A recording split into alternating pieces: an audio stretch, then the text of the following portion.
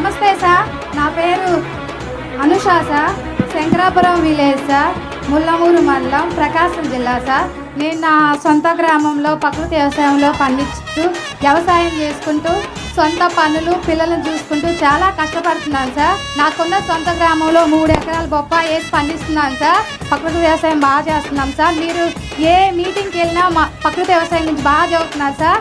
మీరు ఇంకా బాగా చెప్పాలి, మమ్మల్ని బాగా ఇంకా ముందుకు తీసుకెళ్లాలని కోరుచున్నాం సార్. చాలా సంతోషంగా ఉంది సార్. ఈ ప్రభుత్వం వచ్చిన తర్వాత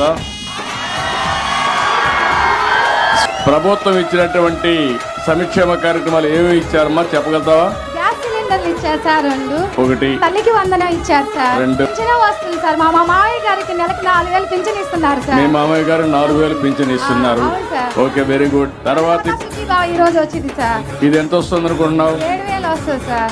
ఆగస్టు 15న మళ్ళీ మీ అందరికి ఫ్రీ బస్. ఎక్కడికి కావాలంటే అక్కడ ఆడవాళ్ళందరూ ఫ్రీగా తిరగచ్చు.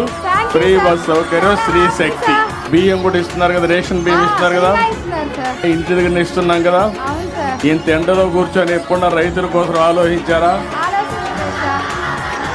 అది డిఫరెన్స్ ఈ ప్రభుత్వానికి గడిచిన ప్రభుత్వానికి. ఆ అమ్మాయి చెప్పింది నిజమనుకుంటే గట్టిగా చప్పట్లు కూడా చెప్పండి వాస్తవం అని. ఇవన్నీ శాశ్వతంగా మీకు రావాలన్నా అవసరం లేదా? రావాలంటే ఏం చేయాలి? మళ్ళీ మళ్ళీ ఎన్డీఏనే గెలవాలి, తెలుగుదేశం పార్టీ ఉండాలి, అవునా కాదా? చాలా happy sir. Okay, very good.